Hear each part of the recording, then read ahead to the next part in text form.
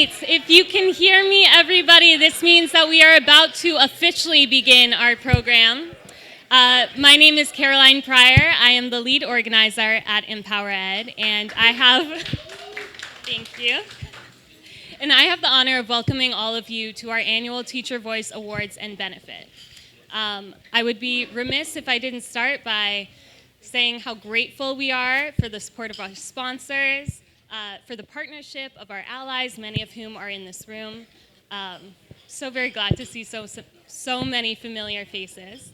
And also for the presence of state board members, DC Council and their staff, WTU, so many different faces and so many organizations that we have been blessed to partner with. However, we are here to celebrate tonight all of the DC educators who work tirelessly to change the game for our education system in this city. At EmpowerEd, we believe that teacher voice drives change. We believe that the folks educating in our classrooms should be the ones deciding the policy and the practice. We believe that teacher voice creates teacher wellness. We believe that educators have the right to advocate on behalf of their students, of their peers, of their schools.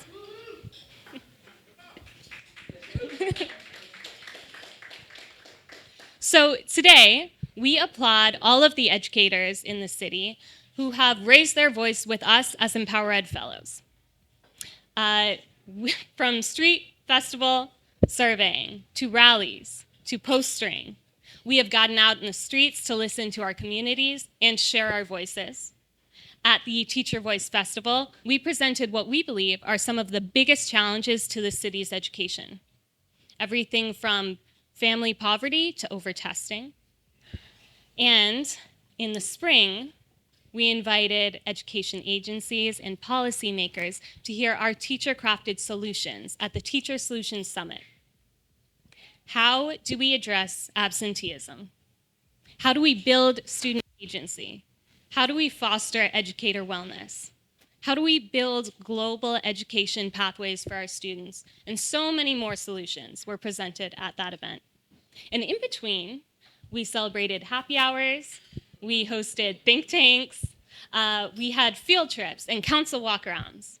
Personally, some of my favorite memories and experiences with EmpowerEd have been at the Educator Story Lounges. We had a Black Educator Story Lounge and a Latinx Educator Story Lounge, and teachers took to the stage to share their joys, their challenges, community. It was so special to share those spaces with each of you. We also get to recognize tonight some teachers in this city whose peers have recognized them as leaders and as change makers. Today, we recognize 7 such phenomenal educators. One of them is in absentia. However, we know there are so many thousands more teacher leaders in the city that we could recognize. The ones that we are recognizing today, your students, your peers, your families, witness every day the hard work and the dedication that you put into your community, and they see the deep impact that you have achieved. Each one of them has a very unique perspective. We are so very excited to have them here and to get to celebrate with all of you. So I want to thank you all once again for joining us tonight in this very special room, this very special place. And also on a personal note, I want to thank all of you for building this community that I get to be a part of in my first year out of the classroom. It has been such a fulfilling experience meeting all of you. I get to pass things off to our phenomenal executive director, Scott Goldstein. Thank you for being such a mentor to so many in this room. Thank you, Caroline. And again, thank you all for being here. This is the night where we get to celebrate all of the amazing things that have happened over the course of this year, and there have been a lot. This is 7 years of EmpowerEd's existence, which is a long time, and We'll talk a little bit about the history, but really in the last year or two, there has been a huge leap in the kind of work that we do. And so tonight, I want to take some time to talk about the intersections of the work that we do. And we'll start with this mission, which is that our mission is to promote the ideas, well-being, and retention of DC's educators, amplifying their solutions to create a more just and equitable education system for all DC students and families. So teacher voice is at the center of it, and a lot of people see that often the work that we do is in schools. We are partnering with schools, and we are working to support educator wellness. And we always know that there are a lot of people who see the work that we're doing in schools and have never seen the advocacy work that our fellows are out doing, or seeing us out rallying and seeing us at the council. And I also know that there are people who see us in that environment, out advocating, who have never seen the work we're doing in school. So tonight I want to tell the story of how those two things connect to each other. That we learn from the daily experiences of educators and school leaders, the work that we're doing in partnership with schools every day, and that we advocate for the most pressing needs, specifically the ones that we have heard through all the work that we're doing in schools and through the teachers that we're engaging every day. And this is what our everyday looks like. Every day we are in schools across the district. Now about 15 schools that we are partnering with, working on supporting educator wellness in so many different ways. And what we love about the work and what is so gratifying is that it looks completely different in every single place that we are, because the solutions are lifted up by the teachers and by the staff members at that school. And there is no cookie cutter approach to making sure that teachers are well. And we are there talking to the teachers. We are there talking and meeting with the school leaders. We are working to find common ground and build consensus so that teachers can be well, so that teachers can be retained. So that when we go to places like this, and when we show up at the State Board of Education, so that we show up at the council, that those ideas, the voices that we are coming with, are not ours. They are coming from the educators that we are with every day at all of the schools that we are partnered with, and all of the teachers, from the 30 educator fellows we have to the 400 educators who took action with EmpowerEd this year in some way as activists, showing up at rallies, sending those emails, signing those letters. And so we make sure that those things are rooted and connected to each other. But I want to start with a little bit about what we mean, because this tagline that we've developed over the last few years is that we are human-centered and policy-oriented. So what does that mean, that we are human-centered and policy-oriented? I want to start with a little bit of an example to illustrate that. I was listening earlier to the story from the CEO of Airbnb. This is not a plug for them, but the CEO of Airbnb, who during the pandemic, you can imagine what it was like to be in that field, and 80% of their business was lost overnight. They had to fire about almost 2,000 people, right, from their business worldwide. So the entire business was going to be crushed, and he had to find a way to communicate to a huge amount of people that they were all going to lose their job. And so he took a lot of time to reflect, and I'm going to read a little bit of the letter he wrote to his staff when letting them go. I have a deep feeling of love for all of you. Our mission is not merely about travel. When we started Airbnb, our original tagline was travel like a human. The human part was always more important than the travel part. What we are about is belonging, and at the center of belonging is love. So those of you staying, one of the most important ways we can honor those who are leaving is for them to know that their contributions mattered and that they will always be part of Airbnb's story. I'm confident that their work will live on just like this mission will live on. To those leaving Airbnb, I am truly sorry. Please know this is not your fault. The world will never stop seeking the qualities and talents that brought you to Airbnb, that helped make Airbnb. I want to thank you from the bottom of my heart for sharing them with us. Now, that is a letter from a CEO letting go a huge amount of staff. And I want to read as a contrast, not to throw shade, but to show what we mean when we see human-centered, an excess email sent by DC Public Schools. You are receiving this email because your position was cut due to the $1,800,000 loss in buying power. There are two categories of employees. Non-competitive. This position will be reduced and will only affect one staff member, so that person will not automatically be reduced. The rest of you fall under the category competitive. This staff members in this category will compete against each other. The staff member with the lowest rating will be reduced. One of those is human-centered, and one of them is not. And what we try to do every day is build the skills, because it is deep skill to be human-centered in how we approach people. And I know, because I'm looking out at principals, assistant principals at a lot of our school partners, that who are doing phenomenal work, all of you, that it is hard in every single interaction, right? Everybody in a school building is stressed. Everybody is overworked. Right? And it is very hard not to react out of that place, from teacher to teacher, from school leader to teacher, in every way. And we have systems that set us up often for confrontation and conflict. But if we work intentionally, we build trust with each other, we build human-centered connections, because schools are human places, they are human enterprises. And our mission in our work is to make them more human-centered, because when we are human-centered as adults, we will be human-centered with the children that we are trying to serve. So our goal is to be human-centered in everything that we do. And that is, unfortunately, an enormous shift from where the education system has been over the past 40 years. And so when people hear educator wellness, and we're working with schools on wellness, I think what they think we're doing is yoga, and that we are telling people to take care of themselves and take a little bit of time off. What we're doing is helping everyone in a school environment build trusting relationships with each other and elevate the ideas that everyone has to improve the lives and outcomes of children, right?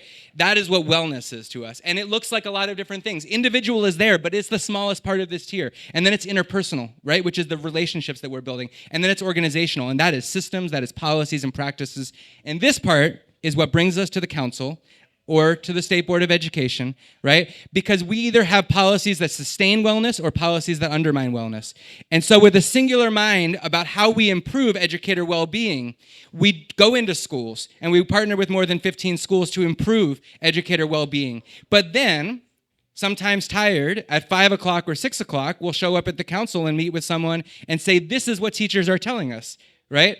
Or the teachers will come themselves and they'll say, this is the problem we have in my school and we need your help in solving it. But it is because we have been in the schools all day, but it's because those educators have been with students all day that they know those solutions. And so we work with our educator wellness partnerships to survey the staff, to build a staff wellness team, to look at all three of these tiers and to build the capacity of the teachers in the schools to take that work over. And you can see the growth of that work over the past few years, where we've gone from partnering with 8 schools to 12 schools to 15 schools and beyond in the coming school year.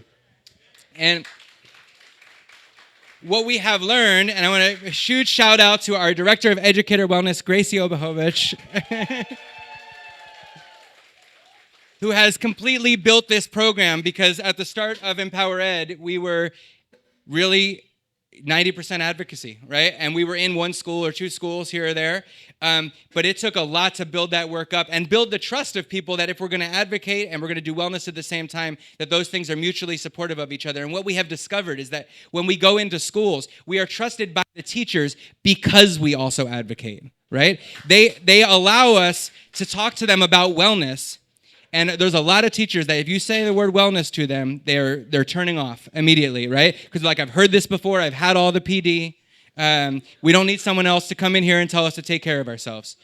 But when they hear that it is EmpowerEd doing the training, they're open because they know we are also going to go out and fight for the systemic things. We're also going to go out and advocate for them. And we are going to marry together the advocacy and the wellness so we can take on the system and work in their school at the same time. We'll see if we can get this back up here. So I want to talk a little bit about our values and the 3 areas of work that we do together. So we are rooted in 6 values that we have established as an organization that we have been consistently focused on, which are democracy, liberation, opportunity, community, equity, and representation. And in that work, we have 3 teacher teams that work. One is on improving student experiences. The other is focused on elevating teaching, both the teaching profession and pedagogy. And the other is addressing root causes of educational inequity. And I want to talk a little bit about how we engage and how we start into that process. And hopefully we'll get there we go. Okay. Our engagement is authentic engagement. I'm looking at Dr. Reed when I think about this, Ward 8 State Board of Education member, because she has worked hard to make sure that happens in her capacity in a lot of ways, but we both know that we see a lot of examples of engagement that is not authentic, meaning here's a survey link, it's on our Twitter page, go there, and the 100 people who fill this out, we're going to take your opinion, and we're going to say, we know what teachers, or we know what students want, we know what parents and families want, we know what teachers want. And that is the same people giving the same input over and over and over again. And if you want authentic engagement, what you do is you go directly to the people. So what EmpowerEd does when we want input into our ideas early on in the year, we show up at school pickup and school drop-off consistently and interview people as they're coming and going from schools. And we say, hey, our teachers are thinking about prioritizing this issue. What do you think about this? What's your take on it? And we build all of that student and family input at the same time so that we are teacher-led, but we are not doing it teachers alone. And we start with authentic engagement, and then we work to convene. So we have many events throughout the year that Caroline highlighted: the Teacher Voice Festival that we do in the fall, the Teacher Solution Summit that we do in the spring, our 2 Educator Wellness Symposium, which we've established in the last couple of years to bring together people working on educator wellness in schools. And we convene people that are everywhere, from students and family members to teachers, to all of those working, school leaders, everybody working related to schools, and increasingly people working in behavioral health as it relates to wellness. And one of the beautiful things that we've seen happen in the last couple of years is the marriage between the work that is happening in the health world, actually, and the work that is happening in the education world as we try to improve educator wellness and well-being. We're also organizing in new ways. This year we started two new groups, both our Parents Who Teach Caucus and our Action Alliance.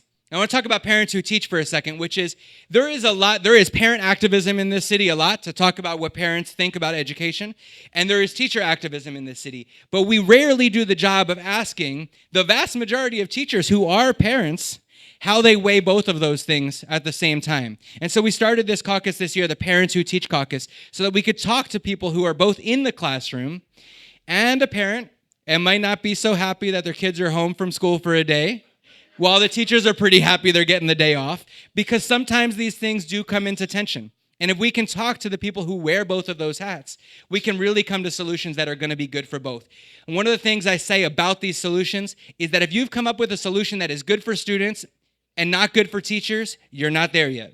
And if you've come up with a solution that is good for teachers and not good for students, you're not there yet. There are always solutions that we can find that are good for students, that are good for teachers, that are good for parents and families. And if our policymakers have not found that yet, and they are finding that they're at a tension, it's because we're not there yet, not that we can't get there. And so our work is always to marry those voices, the student and the family voices, the teacher voices, the parent voices, as we look to do our work. We also, as Caroline said, consistently uplift the voices of Black and Latino educators. Especially, it is a priority of ours always that about 2/3 to 3/4 of our educator fellows every year are Black and Latino educators. They come from all wards, they represent all grade levels, teach all subject areas, so that when people come to the 30 educator fellows that we have every year, they are getting a representative group. Not the people who are most likely to raise their hand, right? Or the people who may come from one ward or one type of school, but 30 people who represent the city in its entirety, represent the student population, represent our teacher population, and so that when we go to them, we are getting the authentic voices. And as I said, we are teacher-led. We are teacher-led, but not teacher alone. And one of the most exhilarating things we did this year is a lot more where we married student voice and teacher voice. I'm looking forward to continuing to do that more in the years to come. We had a campaign this year around outdoor learning. And we activated students. A round of applause for we got Out Teach here. So we fought to get new dollars put into outdoor learning. We're not done that fight yet. But we fought alongside students who have seen this benefit in their schools. And when the mayor cut the community schools program, we fought back and made sure that 17 schools that were going to lose funding for community schools had those community schools. And I'm going to highlight her later. And I think the chairman's not here yet, but we're going to give him a round of applause when he does for making sure community schools were funded in the budget. And all of the council members who fought alongside us to make that happen, because that was a huge win. This is medical and vision and dental services and food pantries and health services all across the board at our schools that were going to be cut for tens of thousands of students across the city. And one of the beautiful things about the way we organize is that we organized in about 2 days a rally which had over 100 people show up at the Wilson building, mostly not teachers because it was during the day. But it was rooted in our teacher-led advocacy. And where's Dominique? Round of applause for Dominique Moore. For the last 4 years, 5 years, Dominique as a teacher at Johnson Middle, Dominique has been a champion for community schools. And she said, as an EmpowerEd fellow, what I'm going to do is I'm going to learn deeply about community schools, and I'm going to tirelessly advocate for this cause. And so we were pushing for more community schools to be added to the budget, but when it turned out to be cut, we said, Dominique, we need you. And she did the interviews she had to do with press. She stood up there at the rally and spoke. She talked to the council members she needed to talk to, because we knew that she was equipped with the leadership skills to do that, with the knowledge to do that. And very quickly, in a matter of days, in a matter of maybe a week, the chairman restored the funding to community schools, and that is a huge victory for the students of DC. And so I want to go back before I close and we go to some of our other guests here and to our teacher awardees with that cycle, which is that every day we are in schools doing our workshops, working with the teachers, talking to the school principals, seeing what's happening. And it is because of the work that we're doing in schools that we're able to advocate. And it is because we advocate that we're able to go into schools and have the trust to do that work. And so it is these two components of our work marrying together that make sure it is effective. And as a quick anecdote, this is Sella Public Charter School, a school that we worked with for 3 years. And it is a school that, as you can see, looks like a warehouse on the outside, as a lot of our charter schools in the city are. It has very little outdoor space available for its students. And we realized when we made our educator wellness plan, one of the goals in their wellness plan was outdoor space for the students and the staff itself. And there are a lot of physical limitations to making that happen. And we also know that this is a DC school. There are other DC schools that have outdoor classrooms that look like this, right? And there is a real equity issue inherent in some of our students having about 10 feet of outdoor space to play in during the day, and some of our students having outdoor classrooms that look like this, right? Where they are able to spend part of their day to be refueled, to feel that joy, and to be reinvigorated when they go back into the classroom inside for learning. And so we showed up with 150 students maybe at the Wilson building, and we walked around and we talked to council members about outdoor learning, and we'll continue the fight to do that in the next year to make sure we get funding to build these outdoor learning sites and to fund outdoor learning across the city. But the reason we showed up and did this is because we were here, right? It's because we're in the schools every day and we can see the inequity, we can talk to the teachers, we can be on the ground and illustrate those things, and then we can show up in the halls of power and say, we know this is a problem. We don't think this is an inequity. We know it. We see it every day. And so we make sure the teachers have that voice at the table. We make sure we're driving the conversation, and when the media talks about education, there's a teacher quoted in every one of those stories. That's our goal, because we should not have people who are not in the classroom driving policy without the voices of educators. And we experienced huge wins as a result of it. A more just DC school report card through our advocacy to the State Board of Education, Saving the Community Schools program, well-funded educator wellness grants that the mayor funded by herself in the budget, which was a pleasant surprise, and we hope to continue in the years to come. Equity and experiential learning, and again, we're going to give the chairman, and I'm going to shout out Aaliyah, because you're here, who came out of the classroom and stepped into the Wilson building and knows, right, firsthand, right, about the need for experiential learning for our students, project-based learning, to be in the field and do those field trips. And we got funded $300,000 for a grant program to allow schools that don't have a lot of PTO funding to have money for field trips without fundraising out on their own. And that is in the budget. We expanded OST Safe Passage and the child tax credit, and we made sure, with the help of Councilmember Robert White here, to expand teacher coverage and permanent substitutes so that we could continue flexible scheduling and so we can make sure permanent substitutes are in the budget. So I want to thank you all again for your support. I'm excited to hear from some of our officials that are here and have been allies and fought alongside us, and then we'll hear from our teacher awardees. So the first is, he wears dual hat. Ben Williams is an active DC teacher. He's a former EmpowerEd fellow, and he's now the Ward 1 representative on the State Board of Education. Ben.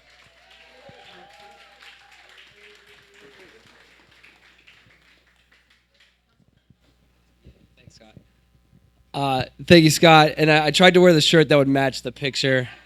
Yeah. But no, today, coming up here, I want to be able to speak more from the teacher perspective and just tell a couple stories about that journey and about the work and the power of being a teacher with EmpowerEd. So last week, at the end of the school day, I was in my classroom, And I teach 12th grade. And one of the joys of teaching 12th grade and high schoolers is seeing alumni come back and being able to talk and seeing and maintaining those relationships. And I saw an alumni come through my door, and I was really excited, but he didn't have a smile on his face. He said to me, "Mr. Williams, is it true?" And I said, "Is what true?" He's like, "Are you leaving?"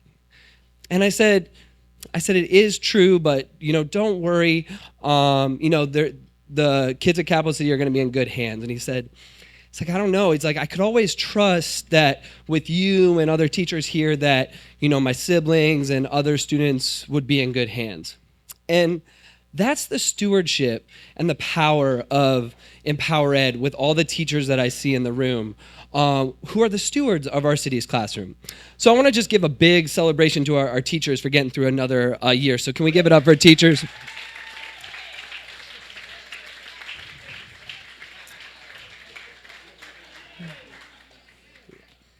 We made it through the pandemic, and we're continuing to rock and roll. So I think when we think about these solutions and we think about listening to teachers, the power of EmpowerEd is that these solutions are from people who are experiencing the inequities and the realities of our classroom every day.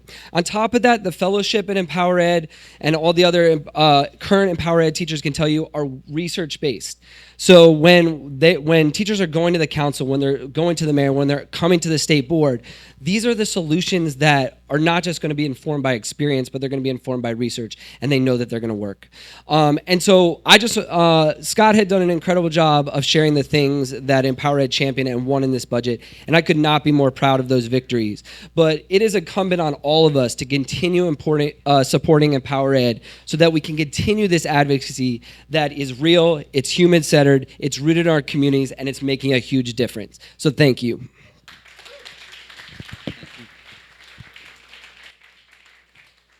Thank you, Ben, Representative Williams, as always, for your work continuing to be a teacher. And I will say one victory that we won a few years ago that we had to fight for as well was to allow teachers who are currently teachers to serve on the State Board of Education. And it makes a big difference having someone like Ben who is on the State Board of Education and in the classrooms. And just like I said, that our model is because we are in schools every day that we are able to inform policy. Having someone who's still an active teacher be able to inform policy in that way is huge. I want to introduce Councilmember Robert White now. And I will say, before I start, I was just saying at the beginning that it's been 7 years since we started EmpowerEd. And I had a conversation with Robert White, before Councilmember White. I think we're part of the Brightwood Petworth Citizens Association in the days before you were a council member. And I remember we were in Culture Coffee, and I was still a Roosevelt High School teacher. And we had a conversation about whether I was going to stay and the burnout and the feelings about teachers in that school. But I also remember, just talking about what it takes to get people in a neighborhood, because we were part of the Citizens Association in the neighborhood, what it takes to get people who are in a neighborhood invested in their school in the neighborhood. And so Councilmember White has been there since before the beginning, in the thought process, before I had the idea of EmpowerEd, and been there ever since as an ally and a champion for the causes that teachers fight for. And again, in this budget, there were things that we needed a champion for, and he was able to be there to say, we're not going to let some programs die that have given tremendous promise, right, to teachers for flexible scheduling, for permanent substitutes in our schools, that we are going to prioritize teacher wellness. And so we always appreciate having someone who not only understands as a council member, but as a father and as a person, the real effects of what is happening in our school and the need to listen to the educators and their firsthand takes on what we need for our education system. So, Councilmember Robert White.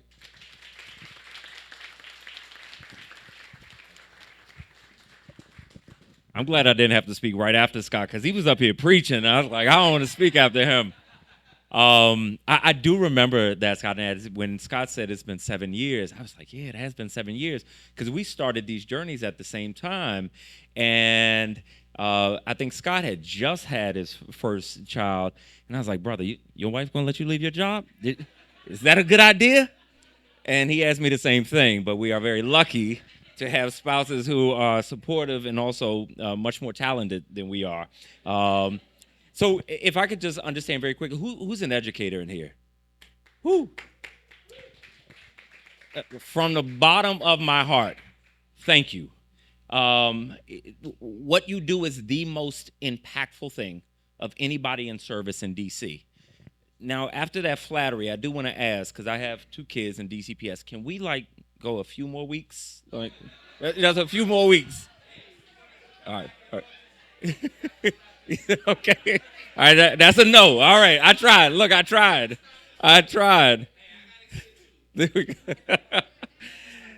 So, one of the things I love about EmpowerEd and Scott, even though Scott is somebody I consider a dear friend, Scott and EmpowerEd push. They push the council. So he's not going to take a no from me any differently than he takes it from anybody else. And he's going to push. And that's what I love about EmpowerEd, because at the end of the day, I care about what EmpowerEd thinks and prioritizes, but I care a lot more about what teachers think and prioritize. And EmpowerEd has been a fundamental partner in our work in the council and across the DC government by helping to make sure the voices from the classrooms and from our schools are getting to policymakers, and you cannot have any more impactful advocacy work than that.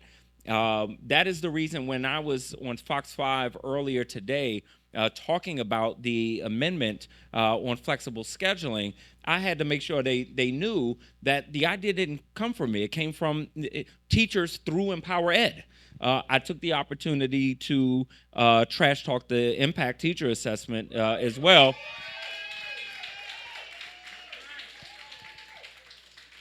Because you cannot have great schools without great teachers, and you're never going to keep great teachers with such a negative, outdated evaluation model as impact. But these are the things that it is important to understand, these messages and these realities coming from the classroom, coming from the people doing the most impactful work in our city to the policy makers.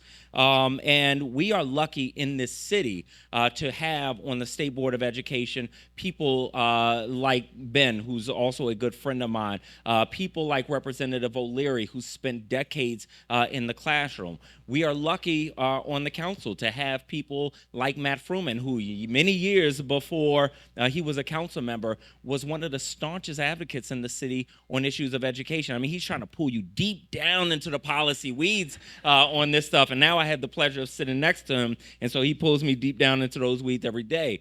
To have somebody like Janice Lewis-George, who grew up in D.C., cares deeply, deeply about the city and what's happening in our schools, and folks like Chairman Mendelson, who, I've sat down sort of man-to-man to talk about issues on education. And what I know sort of to the bottom of my belly is that even if we disagree on some education policy matters, he cares deeply and knows that education is the number one priority here in our city. So we are lucky to have officials who care genuinely about education. We're lucky to have an advocacy organization like EmpowerEd that can make sure that we are getting a translation from what's happening in the council to what's happening in the Wilson building. But we are especially lucky to have great teachers, educators, and support staff in this city. And I'm so glad to be here and be a part of the recognition of the honorees tonight, people who so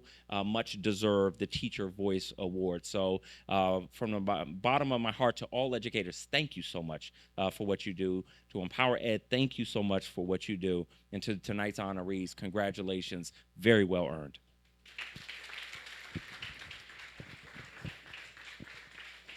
Thank you, Councilmember White. And because the chairman walked in a little bit after he got his shout-outs, I'm going to make sure he hears it again here, because we talked about the things we won in this budget, and I want to repeat, and actually Robert stole a little bit of what I was going to say about the chairman, which is that we don't agree every single time on policy, but the chairman relishes that conversation. And I will say one thing that I tell everybody about interactions with Chairman Mendelson is he loves to get into it on the policy. And I remember we had a teacher voice. The chairman has been at every event we did this year: the Teacher Voice Festival, the Teacher Solution Summit, and always engages educators. So we know that he's hearing from educators. He's showing up to hear from them. And I think we had a Teacher Voice Festival, it was last year, I think, and the chairman stayed about 45 minutes after the event was over to go back and forth with a couple educators on an issue. And I think it was you and one of the State Board of Education members and two teachers who were sitting there on the curb, and the van had been packed up and we were moving on. But the chairman wants to have that conversation, and when you have the conversation, it's never once in my interactions with the chairman been about politics. It's been about what's the right policy. And so even if we disagree about the policy, it's been about policy, and it's been with the number one interest that it is about what to do for our education system. And I'm going to say again, in this budget, 17 schools and tens of thousands of students have community schools, meaning they have immunizations, they have health services, they have food pantries, because the chairman saved the community schools program after our advocacy. And there are students at schools throughout the district who don't get to go on field trips, who have never been to a theater in their life, who will get to experience that for the first time because teachers don't have to fundraise for it now, thanks to the experiential learning funds that the chairman put in the budget this year. So those things are transformative and they are meaningful. And so we are very grateful that not only does Chairman Mendelson show up and listen to teachers, that he hears us and takes action. Chairman.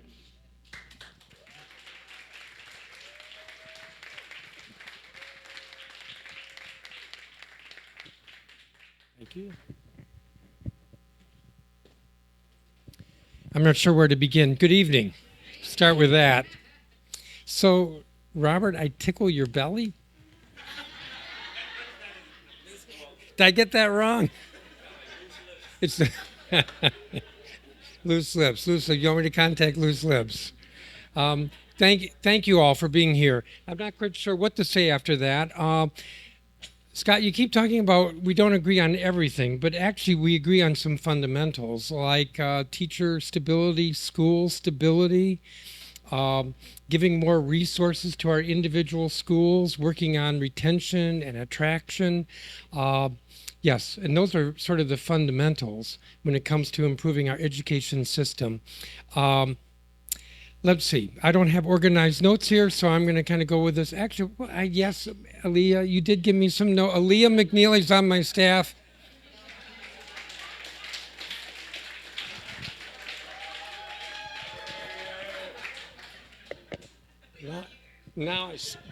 Now I stepped in it. Yes, no, Aaliyah gave me some notes here that many of the things that we did with this budget, which Scott just mentioned, some things you didn't mention or maybe were mentioned before I came in, like before we talk about K through 12, pay equity in early childhood educators.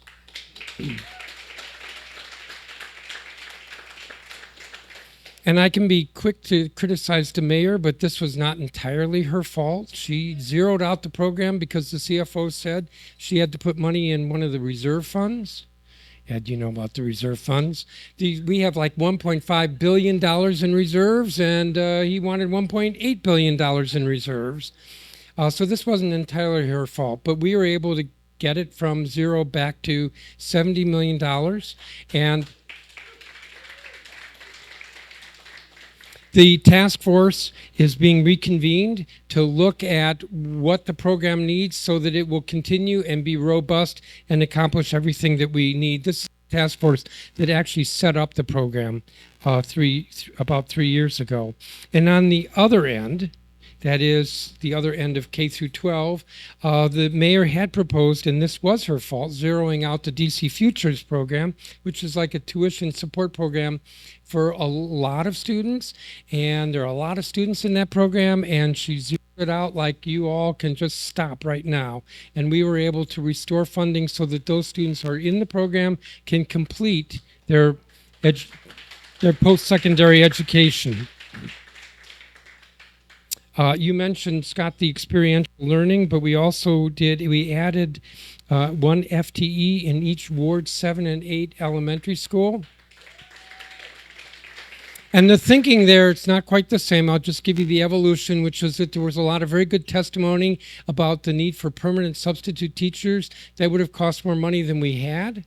And my thinking was, well, what about, let's look at where we have the most schools with high concentrations of at-risk kids, 7 and 8, and let's look at among those schools where really the additional resource could make a difference in the trajectory of a kid, elementary schools, and so we added an FTE.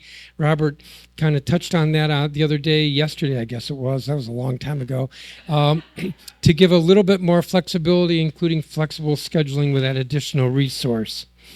On the charter school side, restoring the facilities allotment, the increase there, to ensure some stability there. You know, one of the things that motivates me with regard to education is that we need stability in our schools. How many of you are in schools that this year or last year were told you were going to have to cut some positions?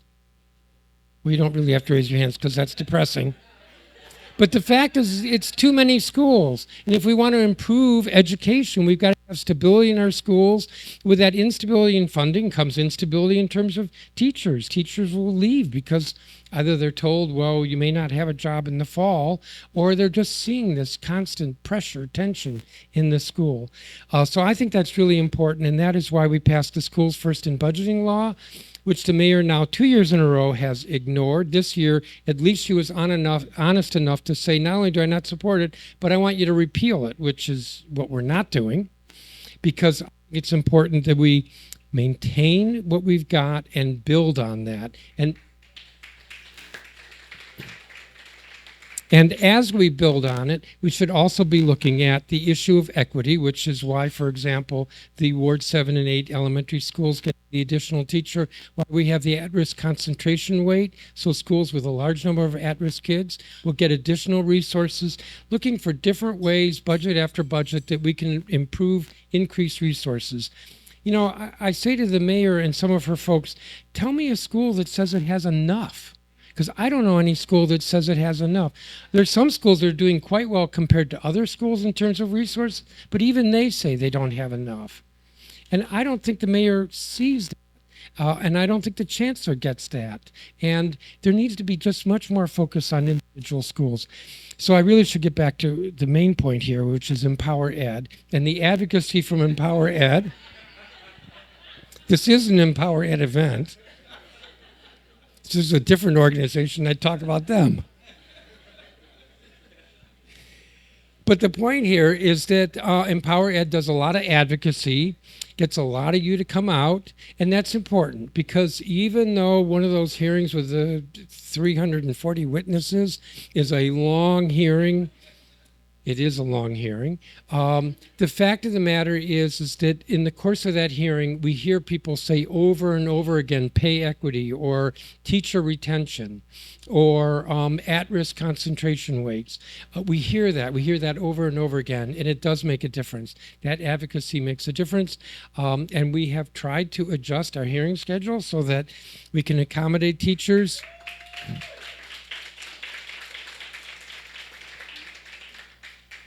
In the later hours, so we kind of know that when the hearing has 350 witnesses and it starts at 9 in the morning, that there'll be time after 4 for the teachers to testify. I know I shouldn't make light of that, but we've had a lot of hearings, and we have hearings with a small number of witnesses on issues like retention, and hearings with a large number of witnesses, but because of that and because of your advocacy, we are better informed. So I want to thank you for all of your activism. Thank you to EmpowerEd. I will not thank you again. And congratulations to the awardees tonight. Thank you. Thank you so much. Thank you so much. And I want to make a point now because we have a couple more speakers, and then we're going to do our awards. That feel free. The food is in the middle, so y'all can just get up and take a couple steps, slide over there, and get some more food if you need, or a drink. We have people floating around.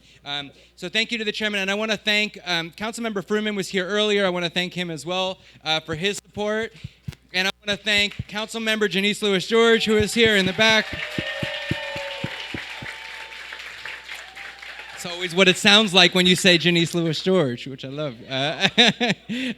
Thank you for always being an ally as well. And now we're going to bring up some incredibly important partners, and that is our union friends here from the Washington Teachers Union and the AFT. And I can't say enough about Jackie personally as an educator, as a fighter, and as someone who cares deeply, deeply, deeply about our students and our educators and about the kind of instruction that they are getting in the classroom every day.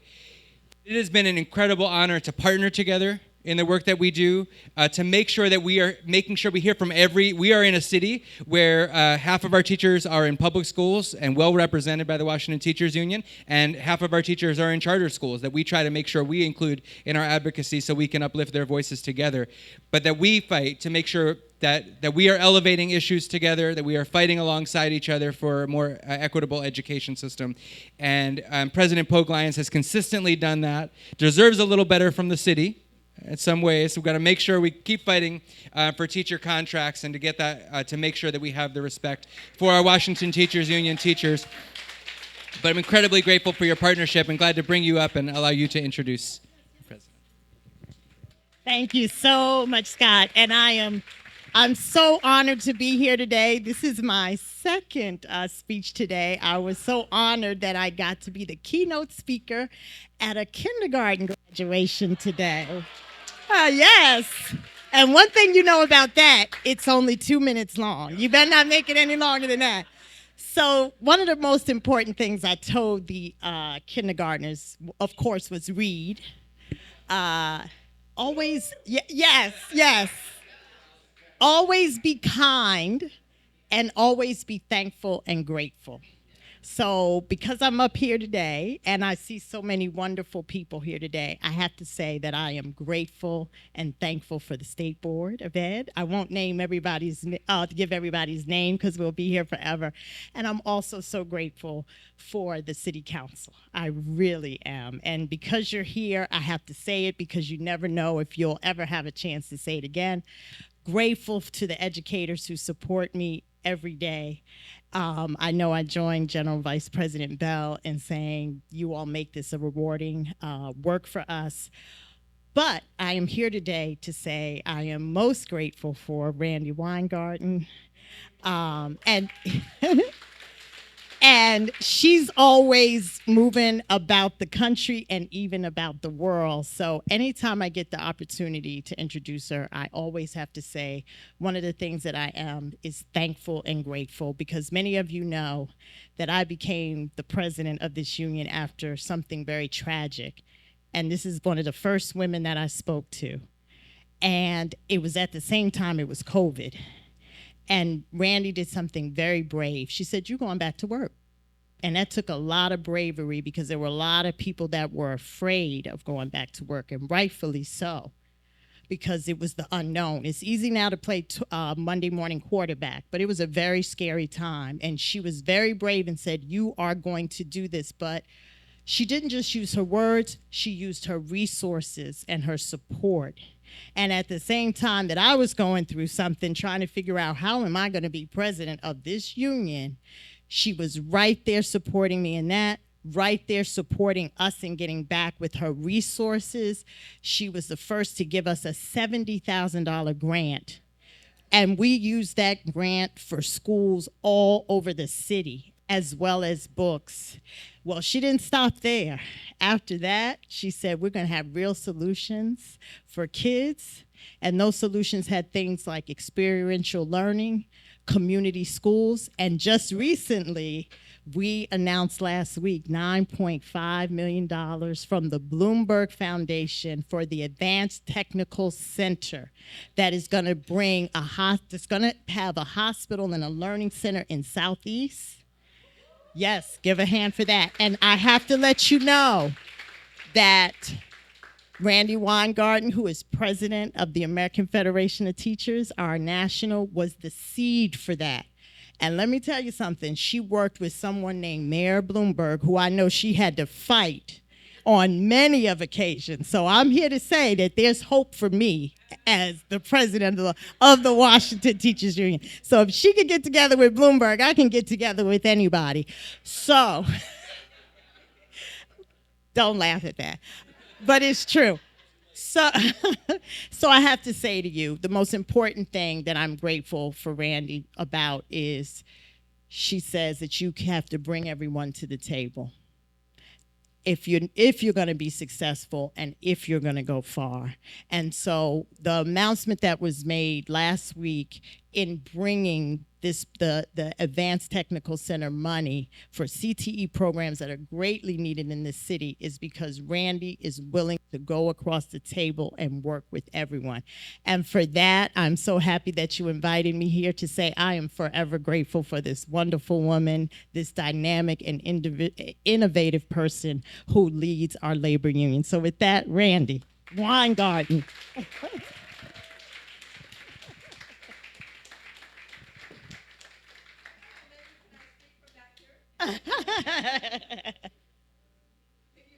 Yes, and so I'm gonna give you this mic, Randy. Thank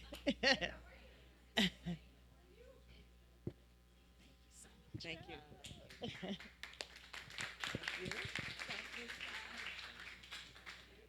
How are you guys? Am I too close? Is it okay if I don't have to go up those? I'm tired today. I'm sorry. I'm like all of you. It's June. It's not June 28th yet, though. So it's like there are some school systems that we represent where they're done already. But my school system, meaning I come out of local 2, which is New York City. My school system is done the last Friday in June. So I'm still on leave from my school system. So I still feel like that's the end of the clock. But like all of, how many educators are in the room? Okay, so you know what I'm talking about. June 13th. I still have 2 more weeks. What? Thank you. I wanted to be here. First, Scott is indefatigable. Is that a SAT word? Indefatigable.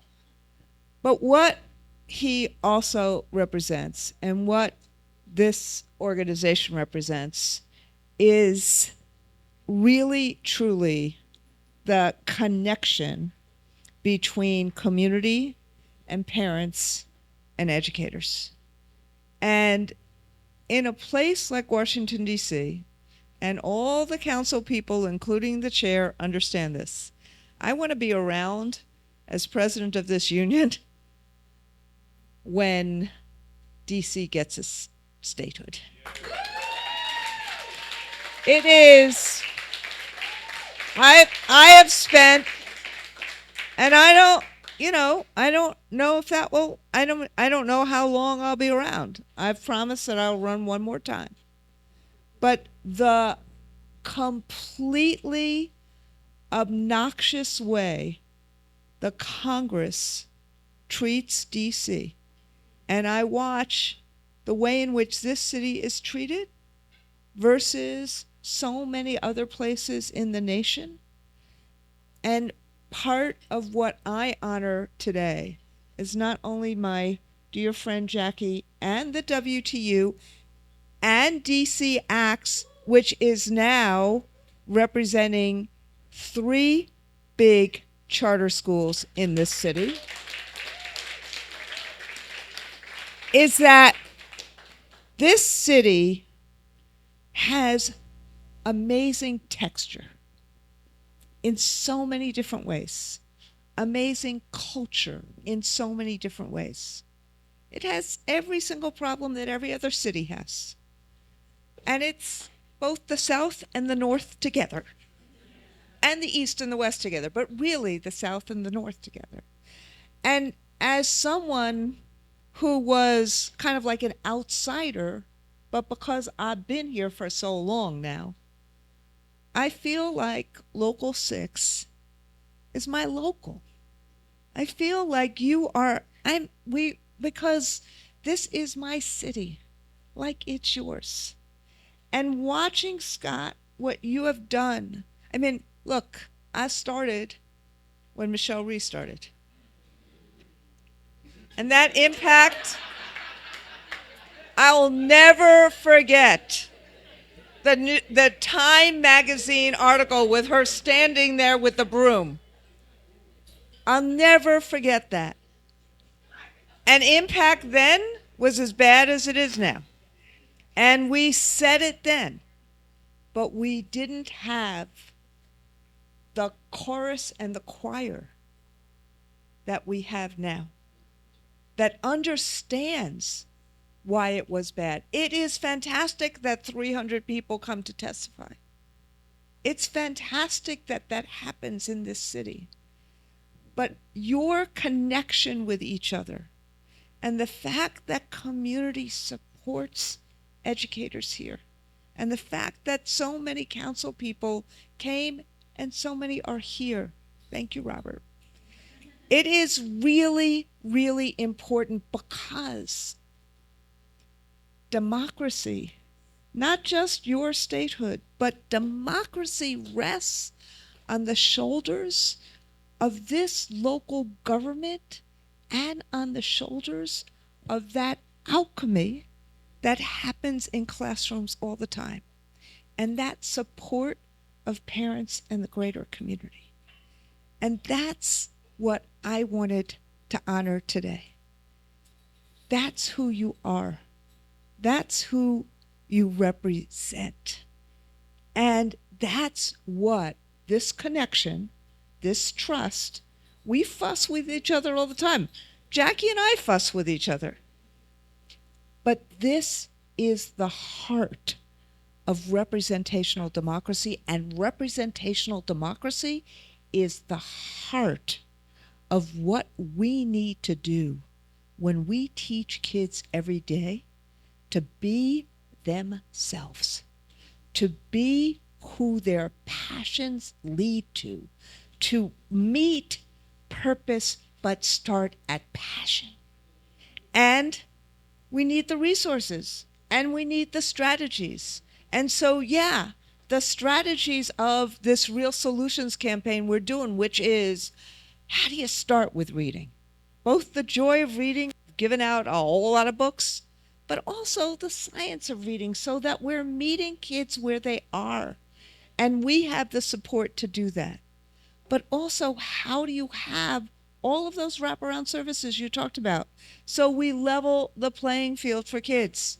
I'm sick and tired of people saying, oh, we could do in our schools what somebody in Scarsdale can do, or somebody in Montgomery County can do. We gotta level the playing field. We gotta make sure kids are fed and kids see. And that's what community schools are. But the last thing I'll say, which is what you're all getting these awards for too, is that we gotta change schools so that tinkering, so that going to a play, so that having that passion meet purpose, meet communication, meet critical thinking, meet all that. But it has to start with gripping kids, which is what every single teacher wants to do. And that's why we're so fixated on things like experiential learning and pathways. So yeah, of course I'll work with Michael Bloomberg. If he's going to give us money to create pathways in all sorts of different wards so we can get kids into high-paying jobs and get hospitals in wards that don't have them, I'm going to work with him. So I just want to say thank you for doing this and for creating this organization that brings community and educators as the beloved community we are. Thank you.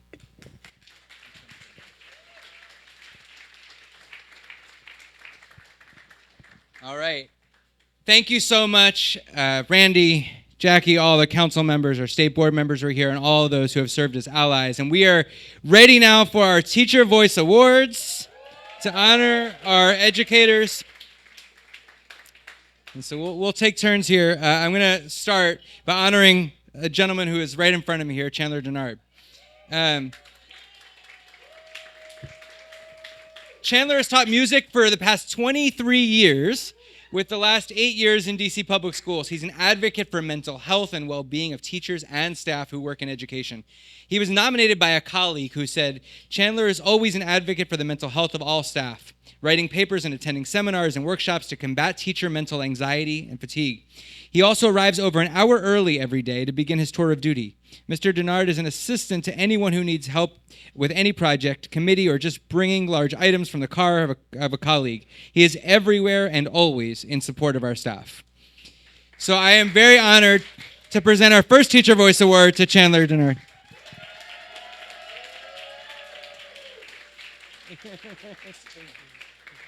Thank you. So I get to go after all of that. Great. People always ask, why did I get into advocacy? I got into this advocacy, mental health advocacy, because of the teachers who could not speak to what they were feeling, for the teachers who were crying in their classrooms because they were burned out. People always ask, when you do have advocacy, they're like, well, what group do you represent? I represent those people, the people who don't have a voice, can't find their voice, or have lost their voice. The second question I always get asked is from council members or Board of Ed members or just anybody in general is, what can we do to help you? I want to throw that back on you. I want to ask you what I can do to help you. So I'm going to leave it at that and just say thank you again for this award. I can use this in the classroom. And I hope everyone has a wonderful evening.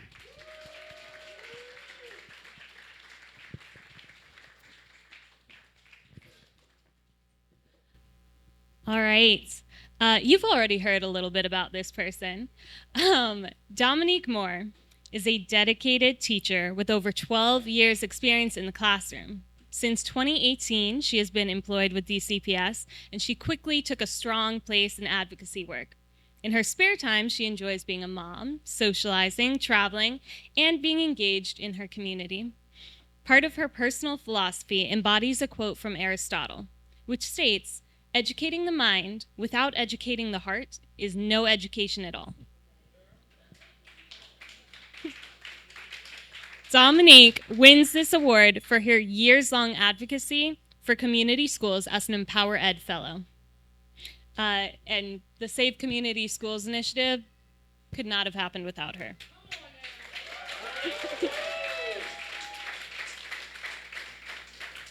This year, when the mayor cut funding for that program, we stepped up and fought back and restored the funding, with Dominique leading the way. Come on up.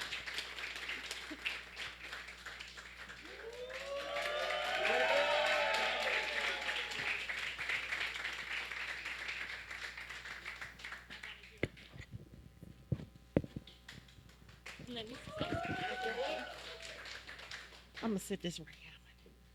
Good evening, everybody, distinguished guests, fellows, colleagues, family, and friends. Thank you. This is an esteemed honor. Thank you. I really appreciate it. Scott, thank you for putting this illustrious group of fellows together, of educators together, to have your vision and your drive. Also to put us in position where we need to be, and sometimes putting the battery in our back where we need it. I know we said we had 60 seconds, and I'm gonna try my best to make this as quick as possible. When we started fighting for connected schools, I had lost one of my former students, one of my program kids, and it had kind of put me in a position where I had kind of taken a step back. And Scott was calling and calling and calling. And if you know, when this man asks you to do something, you're like, okay, let me get up and let me do it. So I pushed my tears to the side and I said, okay, this is what we have to do. This is what we have to do. And when we started, we had no idea that we were going from, like you said, looking to expand a great model to fighting for everything. So thank you for allowing us to stand in these spaces and be in our authentic selves. Now I'm gonna get to my notes. Teachers make every other profession possible.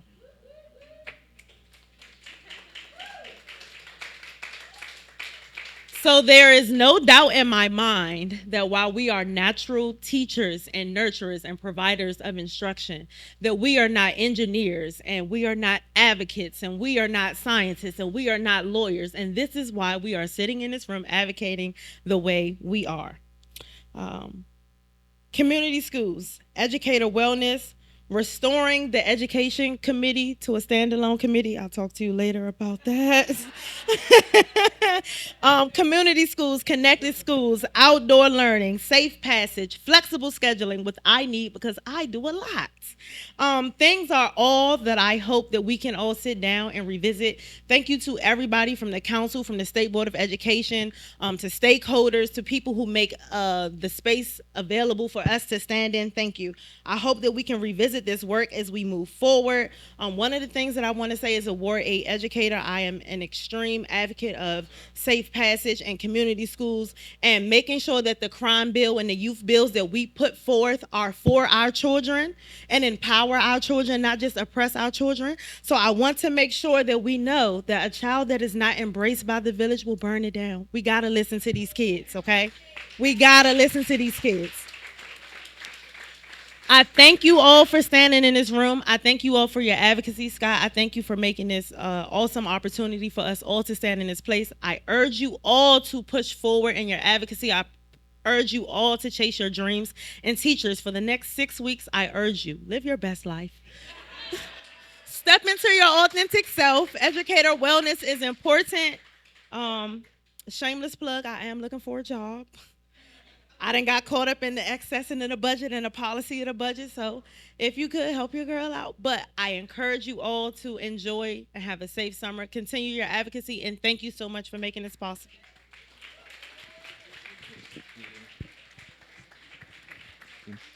Thank you, Dominique. Our next teacher, Kelly Akun, is a 16-year veteran teacher and current fifth grade humanities teacher at Mundo Verde Public Charter School. Kelly's been part of EmpowerEd since 2020, an elected officer of DC ACTS Local 1927 since its inception in 2019. Kelly and 5 other union officers and reps successfully negotiated their second union contract in 2023, and this year she was elected as president of the local. Kelly currently works tirelessly with multiple schools and school-based organizers at AFT, national reps, and directors in assisting both Capital City and DCI in their current first-year contract negotiations. She has adopted DC ACT's motto as her own personal one, which is strength, collaboration, and trust. She wins this award for her fearless advocacy. Kelly. Thanks, Scott. Oh, that's awesome. Good evening, everybody. Thank you so much. I just have a few words to say. The first one is just a multitude of thanks to everyone here, all of the fellows. Again, I joined EmpowerEd through Giselle at Mundo Verde, and it was during COVID, and I was on the digital equity team, and it was amazing. I owe so much to Scott and EmpowerEd. This is the training ground for advocacy. If you have not done this before, or if you haven't used your voice or your agency to facilitate any type of change, then you need to tell other educators and people to come. Not only that, but there was a picture of students at the Wilson building. We were able to bring at Mundo Verde 55 fifth grade students. They were all my students, all of them. And they went down to the Wilson building where Scott alone just ran the room and taught them about advocacy. So this is not just for teachers. What I love about EmpowerEd is that they're also helping children advocate for themselves. And that is truly what education is about, is to help students find their own agency, to find their own voice so that they can take part in what we're advocating for them as well. Thank you, Scott, for everything that you've done. You have helped. I want to give another shout out to DCI, DC International, also Capital City Public Charter School, our 2 new units. We are growing and there's more. So any charter school educators, or if you're connected with any charter schools, let them know that DC ACTS is on the rise and we got their backs. DC ACTS, we have their backs for sure. So they can see us online, Facebook, Twitter, all that. So we're ready. We're ready for them. Thank you. And thank you to Randi Weingarten, her tireless effort, my mentor, Jackie Poglines at WTU, our sister organization. Randi, thank you for your tireless effort and for supporting us all along the way. Randi doesn't mind coming in and jumping on and getting her hands and feet dirty and helping us, find the way through. So thank you to everybody. Have a good one. Thank you to my husband who's taking pictures as well, who tells me every day, go and fight. Those are his words every morning. Thank you so much.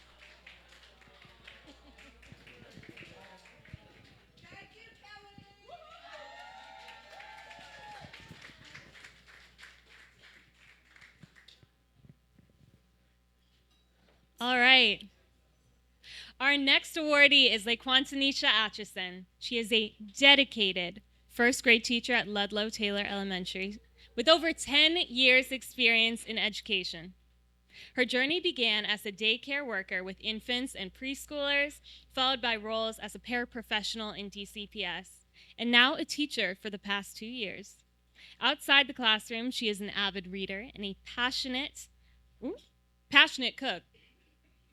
EmpowerEd has partnered with Ludlow Taylor Elementary School this year as part of our Aussie grant to support educator wellness. And we have worked so hard in this partnership to overcome barriers and make a progress in building a positive adult culture for staff. And Ms. Atchison has been leading the way, channeling difficulties into opportunities and always stepping up when needed.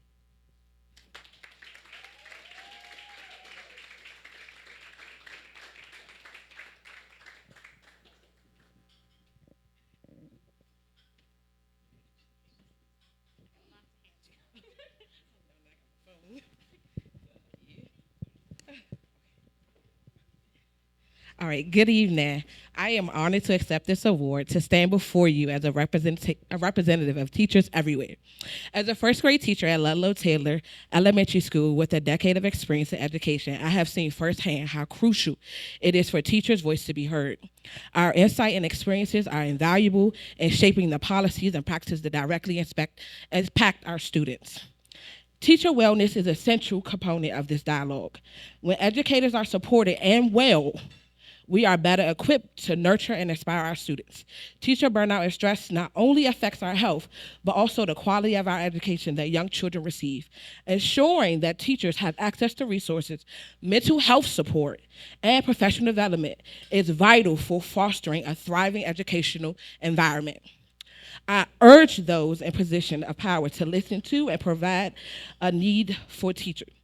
By doing so, you are invested in the future of our children, so let's work together to create a supportive, sustainable education system that allows both teachers and students to flourish. Thank you.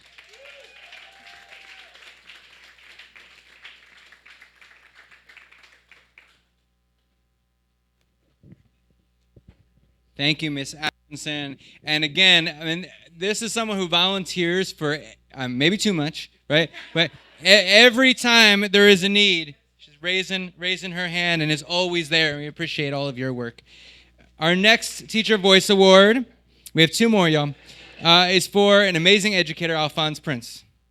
Alphonse is a middle school math teacher from Washington, D.C., striving to make sure all students have math opportunities available to them. He was nominated for this award by his principal, who said, for the last few years in his role as our 7-8 math teacher, Alphonse has consistently advocated for our students to receive more advanced math in the form of Algebra 1.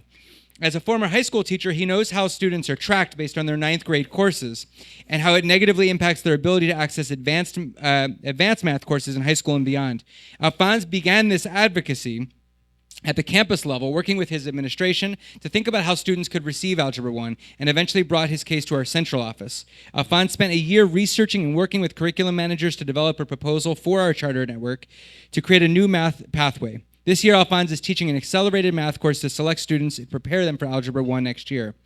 His efforts have paid off, and students are now getting the access and resources they deserve, and we are appreciative of his relentless pursuit of this much-needed class. This is the kind of dedicated advocacy of someone on a mission to make sure students get what they deserve that has gone through every step with his individual school, with his charter network, and taking the fight to the city level to make sure that students have every opportunity they deserve in math. And so for that, we're proud to honor Alphonse.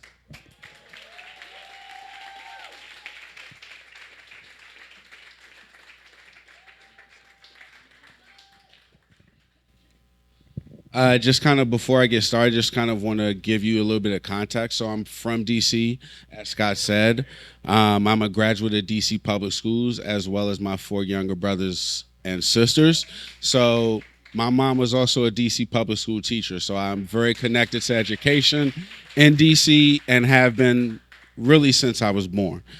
So kind of getting into, I want to thank you for honoring me with the DC Teacher Voice Award. Listening to teachers and their suggestions on how to improve the educational experience for students is a way to make lasting and meaningful impact. I want to thank EmpowerEd DC for all of their work in amplifying teacher voices, including this event tonight.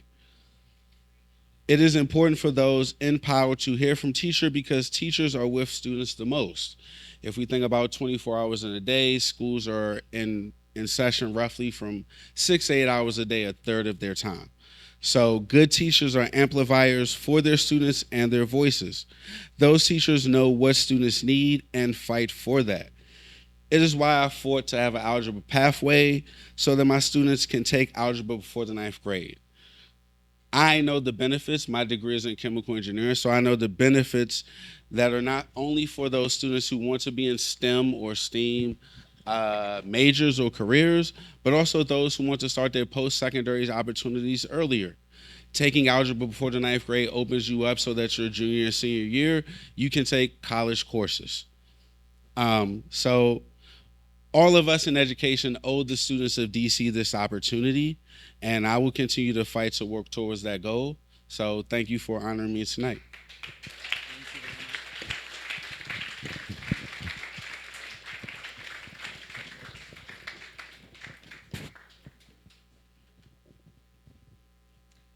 All right. Our last awardee tonight, and I want to say as well, Celeste Locke is not here today, but is another one of our very honored awardees. Last we have Adrienne Glasgow. She is a native New Yorker, educator, student advocate, and mentor with a passion for learning, traveling, history, and the arts. She says that although teaching wasn't her first career choice, she's happy she made her way to her purpose. She was nominated for the award by her colleague who said, "When I think about the mission of EmpowerEd and teacher wellness, I think about the selfless efforts of 5 years of work Ms. Glasgow has placed with DCPS. As a teacher that has benefited greatly from her efforts in creating a better workplace, exploring various pedagogy and reuniting my love for the passion. The works of Ms. Glasgow display great passion, devotion, and love for teachers. Within DCPS, Ms. Glasgow is an active voice within the DCXQ program, a program that leads the charge in DCPS of rethinking what schools can be within a short time. Ms. Glasgow sought to enhance DCPS's educational landscape by mentoring teachers, pushing them to their full potential, and encouraging teachers to find their authentic voice to deliver student-centered education. Serving as a professional development coordinator for her school, Glasgow has delivered meetings in the areas of impact, parent engagement, data analysis, and various DCPS systems. With great passion for supporting the needs of teachers, Ms. Glasgow has sat for 2 years as an LSAT chair, advocating for the Dunbar community, including parents and students. As chair, Ms. Glasgow has led robust conversations seeking the ideas of educators in the areas of budgeting, staff support, and school initiatives. We are so honored to invite you to the stage.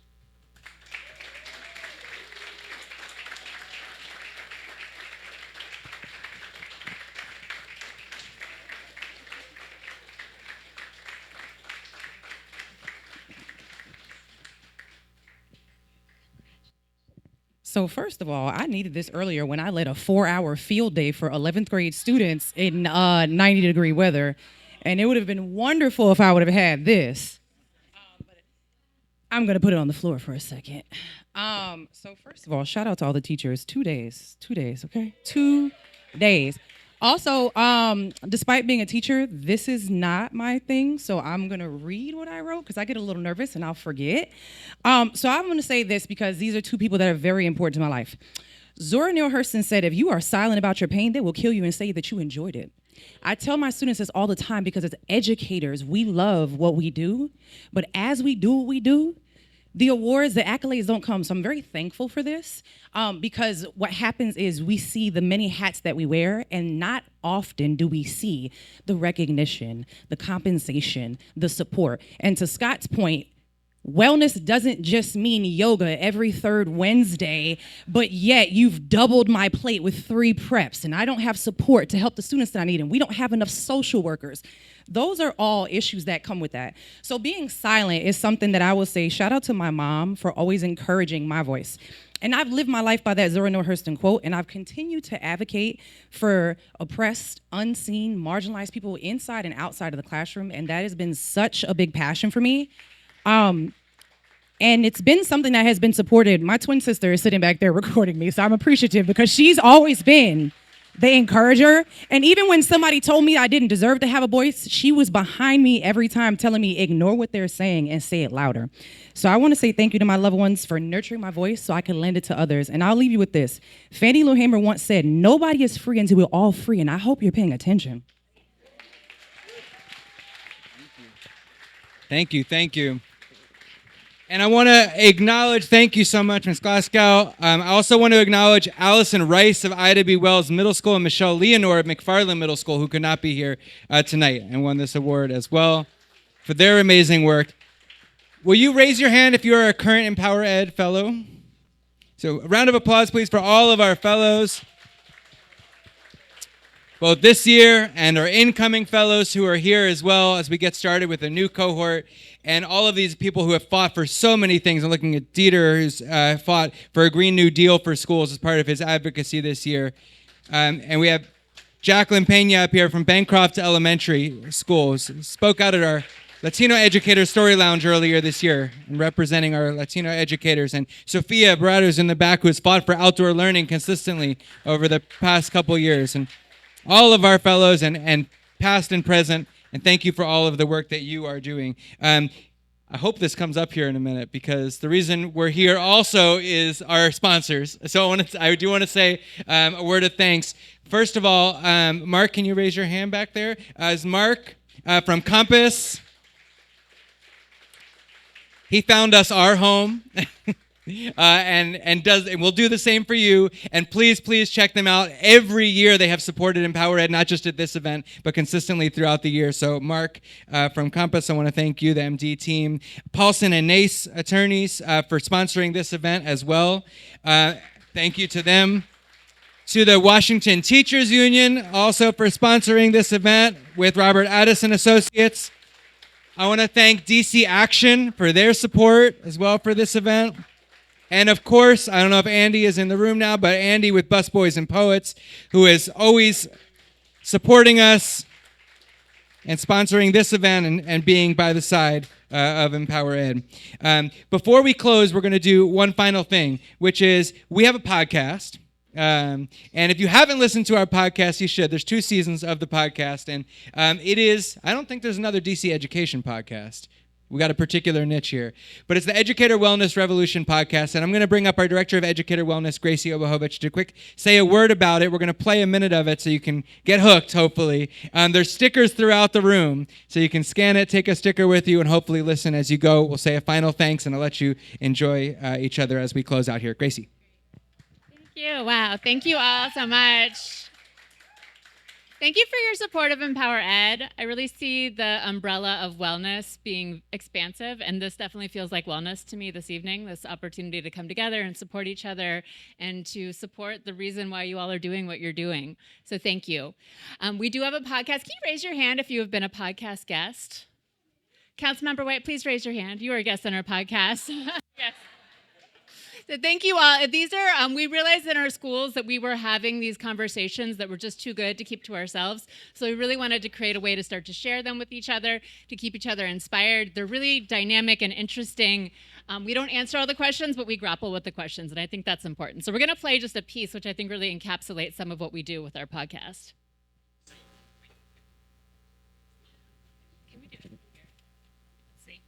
Pay a lot of attention to kind of the culture and climate that we create for students, but not always explicitly to the kind of climate we're trying to create for adults. So I'm curious just how you see your AP role in terms of creating creating a positive adult culture at your school? And then just let's focus on the question of like what gets in the way. What is that culture you're trying to do, you're trying to create, and what gets in the way? So Sarah, maybe I'll start with you on this one. My approach is always that any little thing matters. And I'm telling you, like, and makes a big difference. So I do those check-ins. When I go around and I check on everybody personally, they love that. And I'm going to be honest, like you said, we are the APs and we just keep going and going. And I don't know you, Morado, but when they stop and say, and how are you AP? It was one time last year that I started crying because no one asked me how I'm feeling. And that day was so authentic when this teacher asked me, and actually I was going through, well, we're all going through life, so it's not about that, but it was so like, how am I?